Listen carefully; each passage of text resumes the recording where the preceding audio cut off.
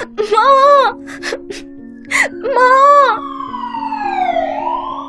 हे भगवान, ये किसने मेरी बेटी के पूरे चेहरे पर एसिड डाल दिया? अब कौन करेगा इससे शादी? हे भगवान, एक तो लड़की, ऊपर से ये शक्ल, क्या करूं? डॉक्टर साहब, मैं शीशा देखना चाहती हूँ। इसका इलाज है रश्मि, तुम जल्दी पहले जैसी हो जाओगी। हाँ हाँ, और उसके लिए लाखों रुपए की जरूरत है। क्यों? रश्मि शीशे को देखकर जोर से चिल्लाती है और फिर शांति। मैं थोड़ी देर के लिए अकेले रहना चाहती हूँ, आप लोग प्लीज जाएं। रश्मि बैठकर सोच रही होती है कि तभी नर्स आती है। मैम, कुछ मीडिया के लोग आपसे मिलना चाहते हैं और कुछ स्वयंसेवी संस्था के लोग भी। क्या मैं उन्हें अंदर भेज दूं? उन लोगों को बोलिए मैं समय आने पर मिलूंगी। नर्स चली जाती है, लेकिन एक लड़का दरवाजा खटखटाता है। मैंने कहा ना, मैं अभी किसी से नहीं मिलना चाहती, वक्त आने पर सबसे मिलूंगी। मैं वक्त का मोहताज नहीं हूँ। ओह सुशांत, तुम?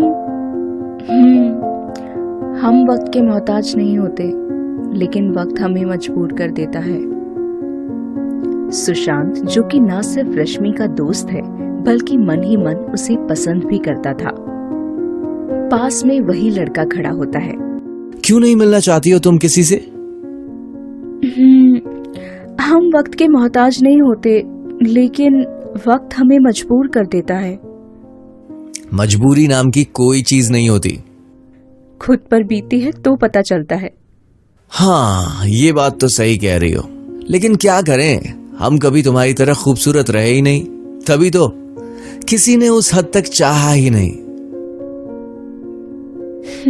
चाहत, अगर चाहत का ये रंग होता है तो कोई ना ही करे किसी से चाहत। चलो हटाओ, ये बताओ अब क्या? सोच लिया था तुम्हारे आने से पहले, लेकिन क्यों बताऊं? लड़ाई लंबी भी हो सकती है। मुझे मंजूर है, मैं साथ दूंगा। रश्मि कुछ नहीं कहती है और लेट जाती है। लड़का चला जाता है। कुछ दिनों बाद, रश्मि, क्या तुम प्लास्टिक सर्जरी करवाना चाहोगी या फिर? नहीं नहीं, ये चेहरा ठीक है, लेकिन कई संस्थाओं ने मिलकर आपके नाम पर पैसे जमा कर दिए हैं। ये उन लड़कियों के नाम पर रखिए जिन पर एसिड अटैक होते हैं और उनके इलाज के लिए कोई पैसे नहीं देता। सुशांत ठीक बोल रहे हैं, मैं इस चेहरे के साथ खुश हूँ। रश्मि ये बोलकर वहां से निकल जाती है। सुशांत रश्मि का हर कदम पे साथ देता है और वो दिन भी आ जाता है जब गुनहगार को सजा होती है। सुशांत, मैं समझ नहीं पा रही हूँ कि तुम्हारा शुक्रिया कैसे अदा करूँ। मुझसे शादी करके? क्या? मैंने शायद कुछ गलत सुना। मैंने कहा मुझे तुमसे प्यार है। तुमने कहा था कि मुझसे शादी करके। सुना तो सब था, फिर झूठ क्यों बोला? कानों को विश्वास नहीं हुआ था कि कोई इस चेहरे से भी प्यार कर सकता है। किसने कहा कि प्यार चेहरे से होता है? प्यार तो दिल से होता है, और तुम्हारा दिल बहुत सुंदर है। अभी ठीक लग रहा है, लेकिन हमेशा नहीं। जब यार दोस्त तुम्हारी बीवी का चेहरा देखकर हंसेंगे। सुशांत रश्मि की बात को बीच में ही काट कर बोलता है। सुनो, अब मैं नहीं रह सकता तुम्हारे बिना। शादी कर रही हो या उठा के ले जाऊं?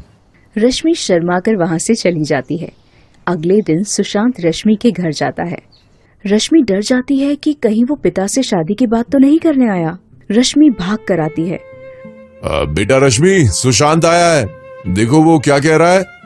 नहीं पापा, मैंने नहीं कहा इसे आपके पास आने और बात करने के लिए। अरे वो तो ठीक है, लेकिन ये हमेशा के लिए अमेरिका जा रहा है, तो मिलने भी ना आए। रश्मि के पैरों के नीचे से जमीन खिसक जाती है। क्या? क्यों? हाँ रश्मि, तुम्हारे केस के लिए रुका था, अब वहीं जा रहा हूँ। हमारी एनजीओ की नई शाखा खुल रही है वहाँ, मुझे ही देखना है। इच्छा तो यहाँ से सीधे शादी करके जाने की ही थी। अच्छा, तो क्या हुआ बेटा, कोई पसंद नहीं आई? पसंद तो आई अंकल, लेकिन शायद मैं ही उसे पसंद नहीं आया। मैं मान ही नहीं सकता बेटा, तुम्हारे जैसे हीरा लड़का को कोई लड़की मना कर ही नहीं सकती। नहीं अंकल, आप गलत हैं। इस बार हीरे को कोहिनूर ने रिजेक्ट कर दिया। सुशांत ये बोलकर पलटा ही होता है कि रश्मि पीछे से बोल पड़ती है, रुक जाओ सुशांत। अरे जाने दो, यहाँ रखा ही क्या है उसके लिए? बिना माँ बाप का लड़का है ही कौन उसका यहाँ? मैं हूँ सुशांत, मैं चल सकती हूँ तुम्हारे साथ। पापा, मैं सुशांत से शादी करना चाहती हूँ।